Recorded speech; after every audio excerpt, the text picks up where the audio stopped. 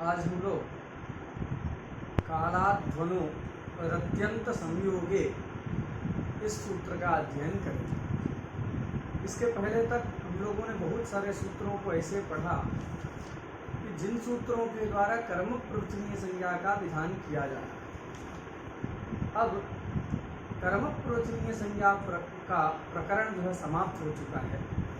यह जो सूत्र है कर्मक प्रवचनीय संज्ञा का विधान नहीं करता है। साक्षात द्वितीया विभक्ति का विधान करने के लिए सूत्र आ रहा है कालाध्वनोर अत्यंत संयोगे। क्या सूत्र आया? कालाध्वनोर अत्यंत संयोगे। कालाध्वनोर अत्यंत संयोगे यह द्विपदात्मक सूत्र है।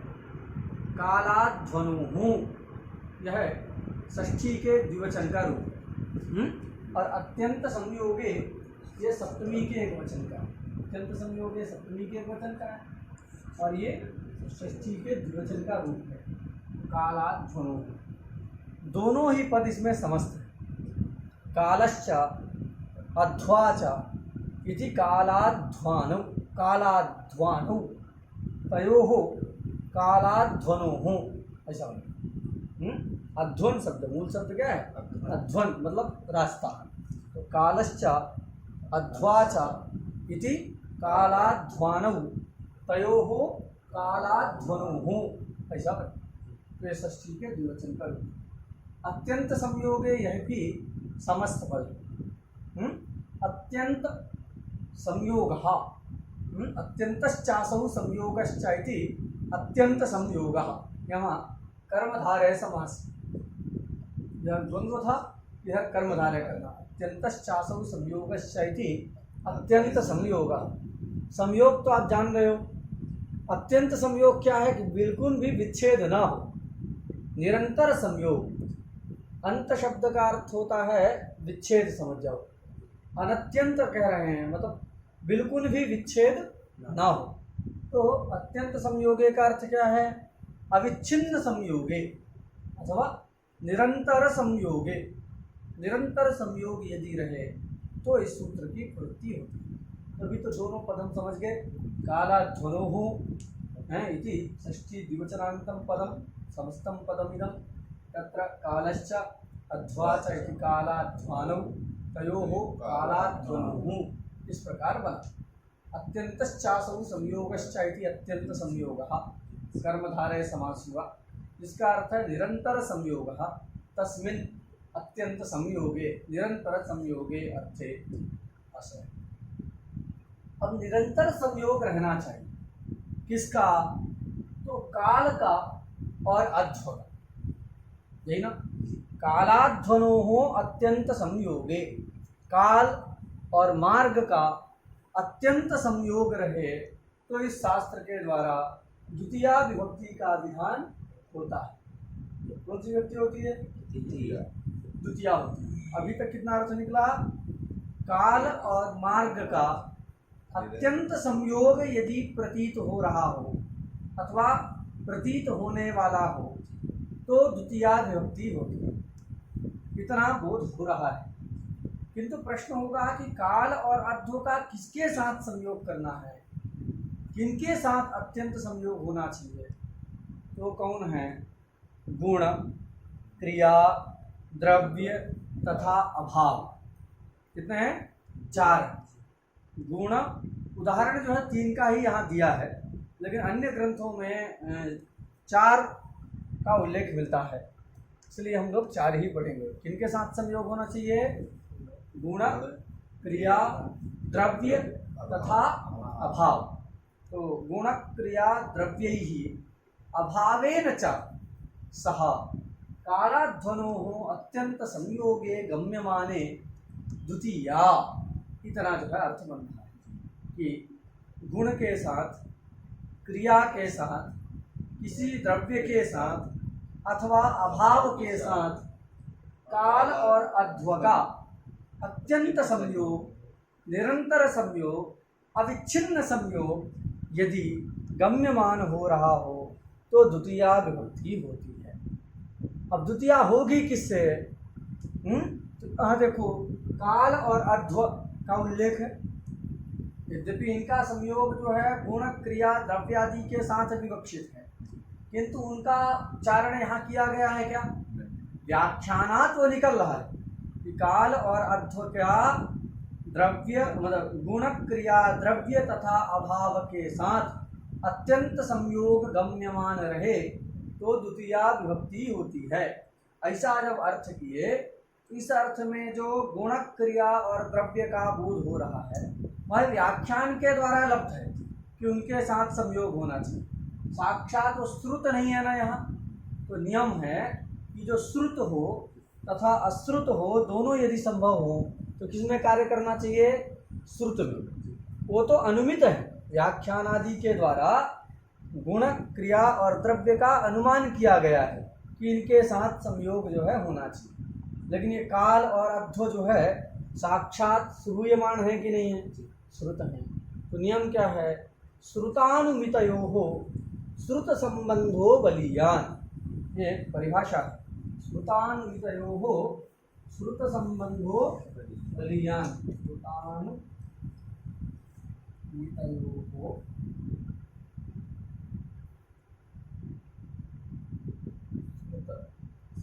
संबंधो बलीयान, एक नियम। श्रुतानुमितयोः श्रुत संबंधो बलीयान, श्रुतानुमितयोः श्रुत संबंधो बलीयान। श्रुत मतलब साक्षात जो सुनाई दे रहा है, साक्षात श्रूयमान, और अनुमित मतलब व्याख्यान के द्वारा अथवा अन्य प्रकार से जिसका आक्षेप किया गया है, अनुमान किया गया है, वो अनुमित कहलाएगा। तो श्रुत और अनुमित यदि दोनों संभावित हों तो उनमें बलवान कौन होता है? श्रुत ही बलवान होता है और उसी को फिर कार्य किया जाता है। नियम क्या है? श्रुतानुमितयोः श्रुत संबंधो बलीयान। श्रुत और अनुमित के मध्य में जो श्रुत होता है वही क्या होता है? बलवान होता है। तो यहाँ देखो, कालाध्वनोः, काल और अध्व का गुण क्रिया द्रव्य तथा अभाव के साथ अत्यंत संयोग गम्यमान हो तो द्वितीया विभक्ति होती है। ऐसा अर्थ किए, उसमें जो काल और अध्व है वो साक्षात सूत्र में श्रुत है कि नहीं? और वो तो श्रुत नहीं है, सूत्र में उनका श्रवण नहीं हो रहा है, वो तो अनुमान के द्वारा लब्ध हैं, व्याख्यान आदि के द्वारा उसका लाभ होता है कि उनके साथ अत्यंत संयोग होना चाहिए। तो किससे द्वितीया होगी? इन्हीं से होगी। लेकिन अब काल शब्द से द्वितीया हो जाएगी ऐसा नहीं कहना। ये तो निश्चित है कि गुण क्रिया द्रव्य अथवा अभाववाचक जो शब्द हैं उनसे जो है द्वितीया विभक्ति इष्ट नहीं है। क्यों? क्योंकि वो अश्रुत है और श्रुत ही बलवान होता है। तो श्रुत कौन है? काल और अध्व सूत्र में श्रुत हैं, तदवाचक शब्द से ही द्वितीया।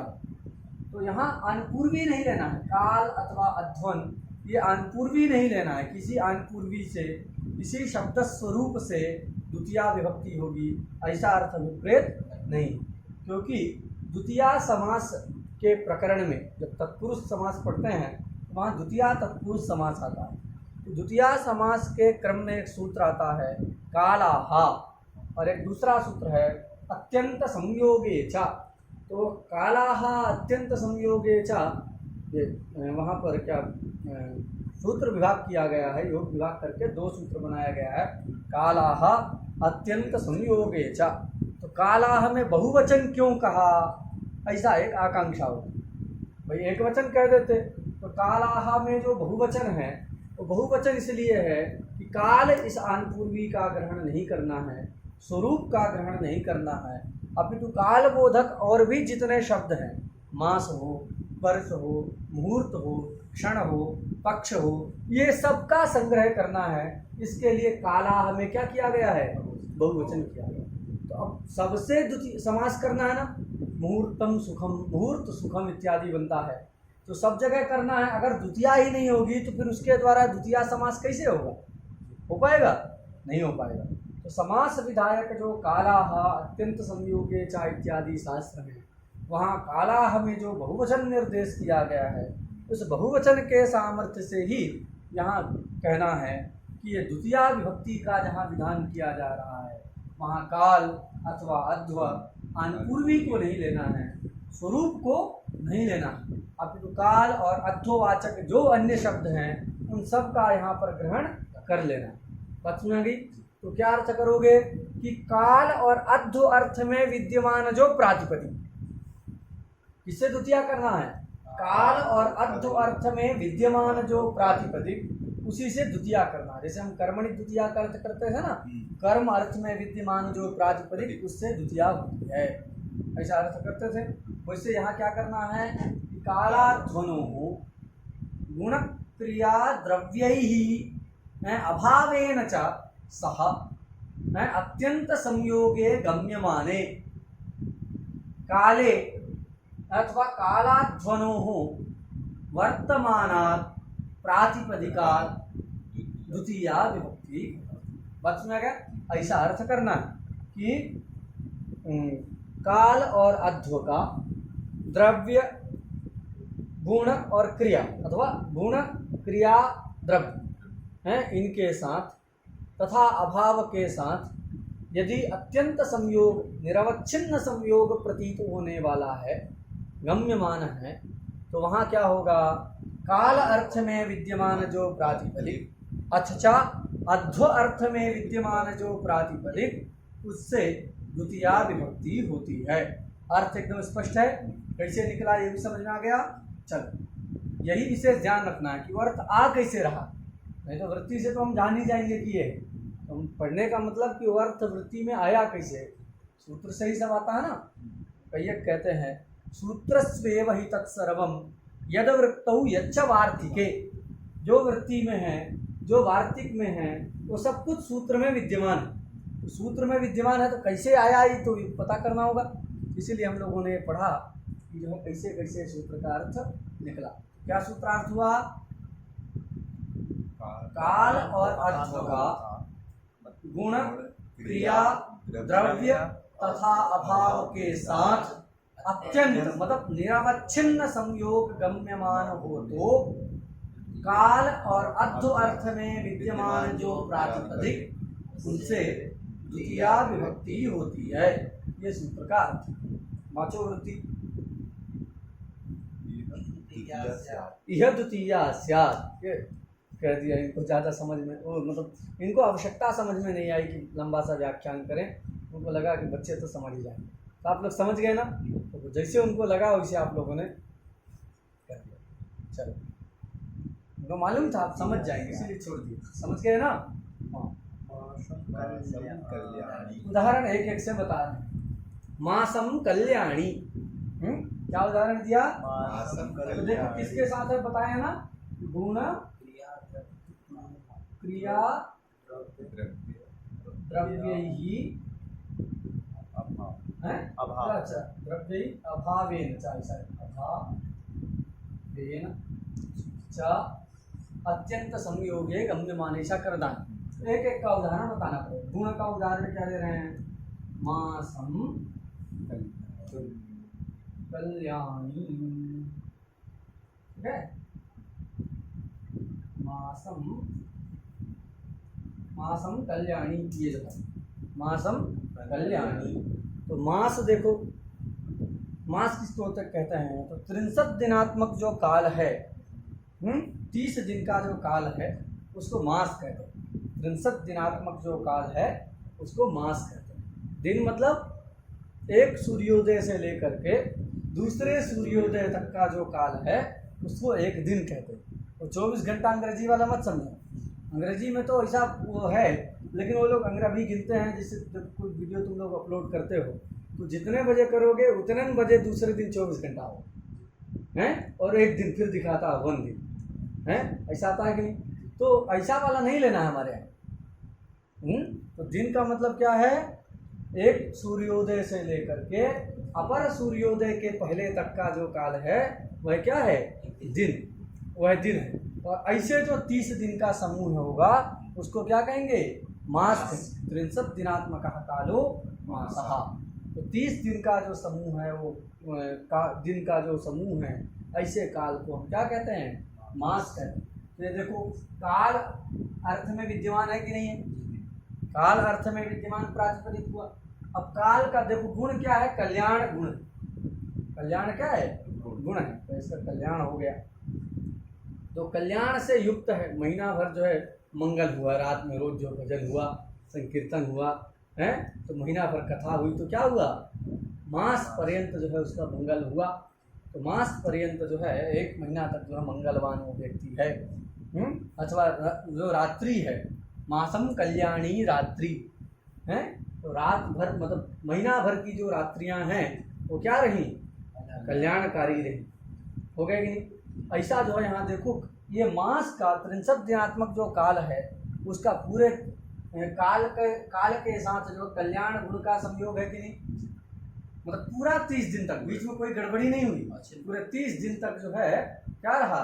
अत्यंत जो है कल्याण का जो है संबंध रहा। 30 दिन तक जो है नित्य मंगल हुआ है, 30 दिन तक नित्य जो पाठ हुआ, स्तुति हुआ, कथा हुई है, भजन हुआ। इस प्रकार जो 30 दिन तक का जो काल है, ऐसे वो मास के साथ में अत्यंत संयोग कल्याण का है, मंगल का है। अतः काल का मास के ये काल है ना, उसका गुण के साथ, गुण हो गया कल्याण मंगल, उसके साथ अत्यंत संयोग गम्यमान है।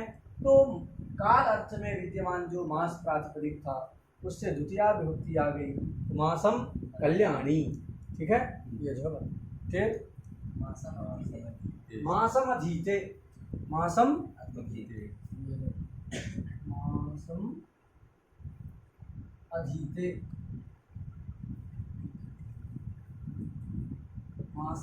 अधीते।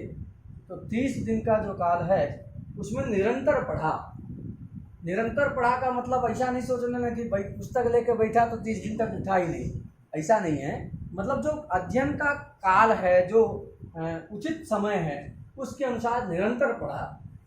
मतलब जितने दिन विद्यालय खुलता है, अष्टमी प्रतिपदा बंद रहता है, तो उस दिन को छोड़ है, उस दिन को छोड़ करके 30 दिन उसको भी निरंतर, तो फिर क्या नाम से विच्छिन्न संयोग नहीं माना जाएगा। अष्टमी प्रतिपदा को नहीं भी पढ़ा है, मतलब विद्यालय नहीं भी आया और बाकी दिन आया, तो क्या कहेंगे?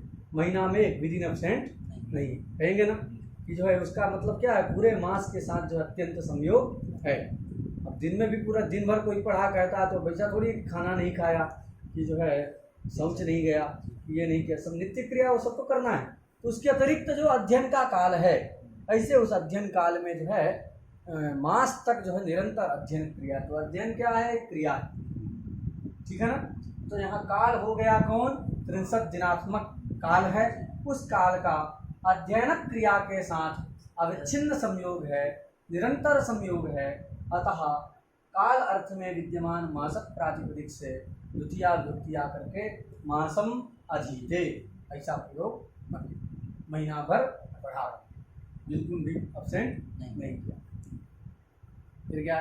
मासम गुणधाना, ये जो क्रिया हो गया, इस द्रव्य का उदाहरण है। मासम गुड़ धाना, तो महीना भर क्या खाया? तो गुड़ धान का संबंध रहा, रोज जो वही गुड़ और धान मिला करके जो खाते रहे हैं। क्या बनाते हैं कुछ लड्डू? हाँ, तो लड्डू जो है धान का जो लड्डू बनता, तो महीना भर जो है गुड़ और जो है लड्डू मिला करके वही खाए। प्रतिदिन वही बना, महीना तक, 1 महीना तक वही बना। यहाँ देखो ये क्या, गुड़ धान क्या है? द्रव्य है। गुड़ धान क्या है? द्रव्य है। उस द्रव्य के साथ मास का अत्यंत संयोग है। अतः है द्रव्य के साथ जो है मास का अत्यंत संयोग है। अतः मास अर्थ में, मतलब काल अर्थ में विद्यमान मास प्रातिपदिक से द्वितीया व्यक्ति होकर के माशम गुड़धाना, हाँ, ऐसा प्रयोग बना। स्पष्ट है? फिर अब ये जो काल वाले उदाहरण हो गए, इसके बाद अद्धु भी है ना। अद्धु से भी क्या लेना है? मार्गवाचक जो शब्द है, मार्ग के पर्यायवाची नहीं लेना है कि वर्तमान ले लो, मार्ग ले लो, पंथ ले लो, पंथाह, वो सब नहीं लेना है। मार्ग को कहने के लिए जो शब्द हैं, तो मार्ग को कहने के लिए 2 किलोमीटर, 4 किलोमीटर, तो ऐसे जो परिमाण को कहने वाले, मार्ग के नियत परिमाण को कहने वाले जो शब्द हैं, तो इसे एक शब्द है क्या, क्रोश। क्या शब्द है, क्रोश। तो जो है क्या उदाहरण है, क्रोशम कुटिला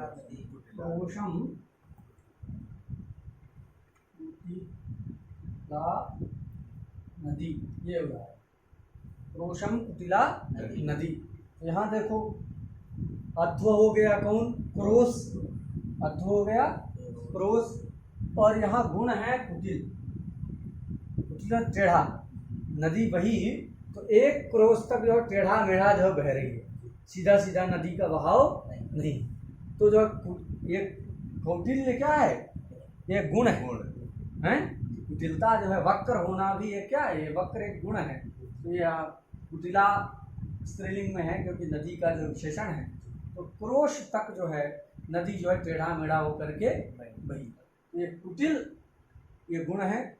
क्रोश का जो है, क्रोश मतलब हो गया कौन, अध्व, उसका जो है नदी के साथ, ये कुटिल के साथ जो है अत्यंत संयोग है। मतलब बीच में ऐसा नहीं कि थोड़ा देर सीधी हो गई हो, पूरा एक कोस तक जो टेढ़ा मेढ़ा ऐसा जो है इधर उधर बहती रही। तो एक कोस तक जो है उसका कुटिलता का अत्यंत संयोग है, निरवच्छिन्न संयोग है। इसलिए मार्ग अर्थ में, अध्व अर्थ में विद्यमान जो क्रोश शब्द है उससे जो है द्वितीया विभक्ति होकर के क्रोशम कुटिला नदी, एक कोस तक नदी टेढ़ी मेढ़ी बह गई, क्रोशम कुटिला नदी हो गया। फिर क्रोशम अधीते, क्रोशम अधीते,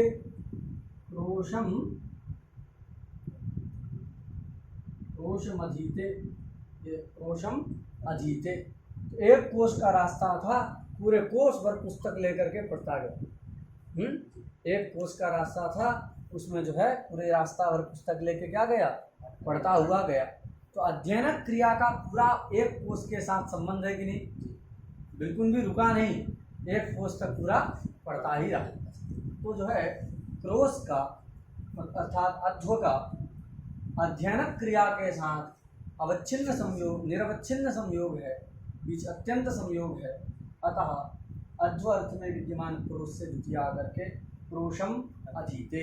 प्रश्न आ गया, क्रोशम गिरि, एक क्रोश तक क्या है, पर्वत। एक कोश का रास्ता, रास्ता तो बहुत लंबा है, लेकिन एक कोश के रास्ते में पर्वत, पर्वत ही पर्वत है, बीच में जो कहीं ऐसा समतल वाला भाग नहीं, पर्वत है। तो यहाँ पर भी ये गिरी, क्या गिरी मतलब पर्वत, तो क्या चीज़ है जी, वो द्रव्य, पर्वत एक द्रव्य है, उसके साथ जो है क्रोश का अत्यंत संयोग है। अतः क्रोश शब्द से द्वितीय व्यक्ति होकर के क्रोशम गिरि, ऐसा, ठीक है।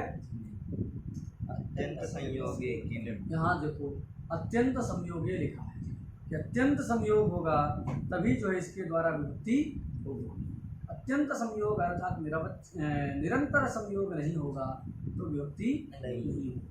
तो ऐसे कुछ स्थल बता रहे हैं जहाँ पर निरंतर संयोग ना होने के कारण ही द्वितीया विभक्ति नहीं हुई। अगर सूत्र में अत्यंत संयोग ये पद नहीं रखते तो वहाँ पर भी द्वितीया विभक्ति होने लगती।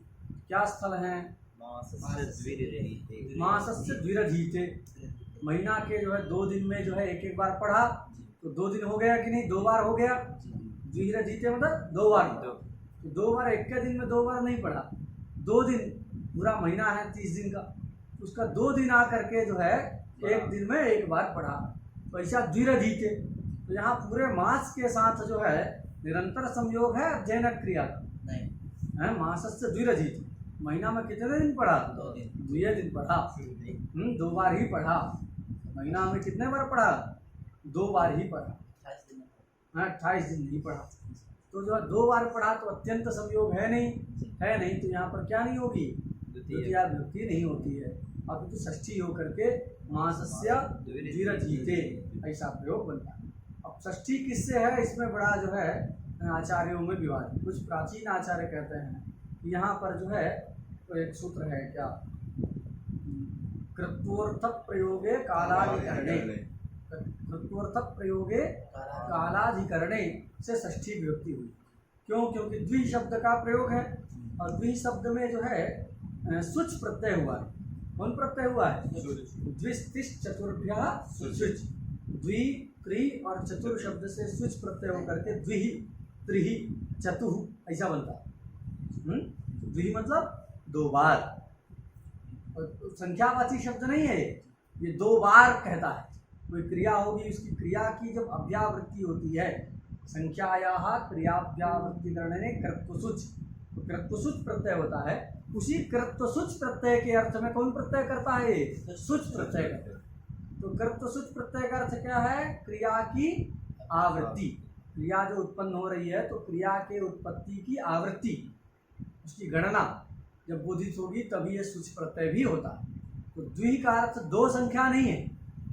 द्वि का अर्थ क्या है? नहीं तो अगर संख्यावाची होगा तो वहाँ दो ही बनता है। नित्य द्विवचनांत एक वचन में कैसे हो? एक बार कहीं हम प्रयोग किए द्वि, ऐसा जो है द्विरुक्तम ऐसा आता है, लिखा भी बहुत सारे द्विरुक्तम। तो वहाँ द्वि का अर्थ क्या होता है? दो बार। द्वित्व संख्या नहीं है।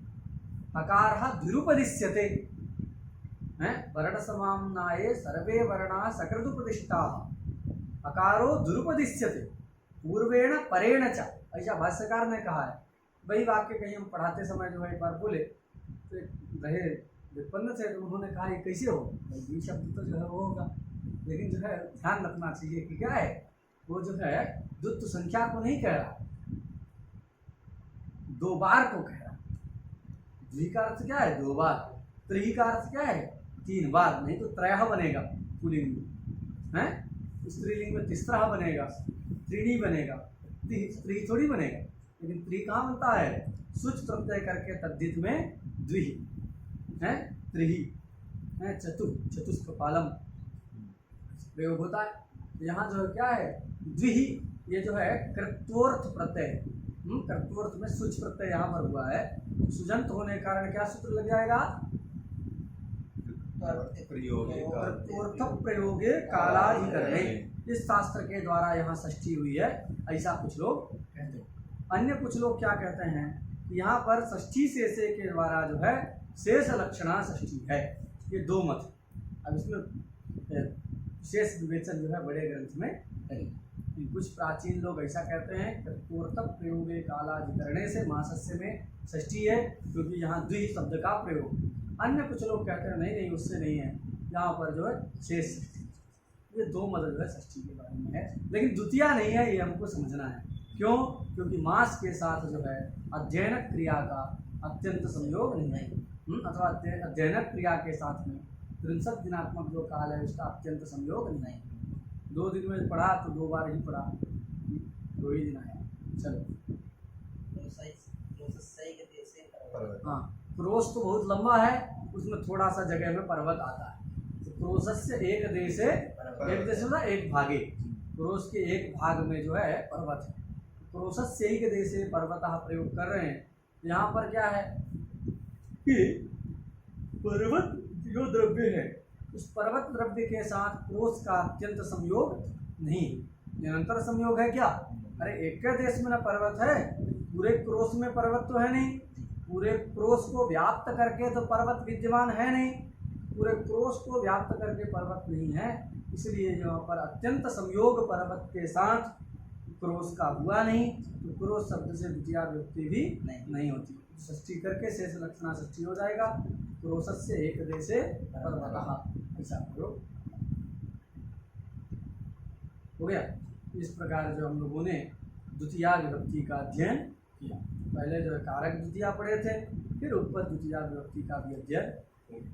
अब आगे जो है द्वितीया विभक्ति का अध्ययन चलेगा।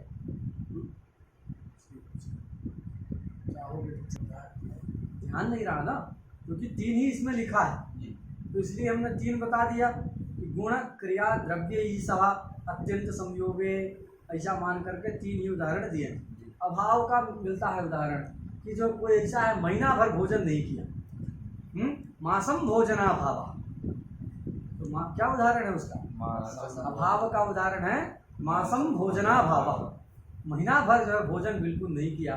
तो भोजनाभाव के साथ जो है मास का अत्यंत संयोग, भोजनाभाव के साथ जो है मास का अत्यंत संयोग है। अतः यहाँ पर मास से द्वितीया विभक्ति होकर के मासम भोजनाभाव इत्यादि प्रयोग बनते हैं। हो गया ना? यही उदाहरण, मासम भोजनाभाव।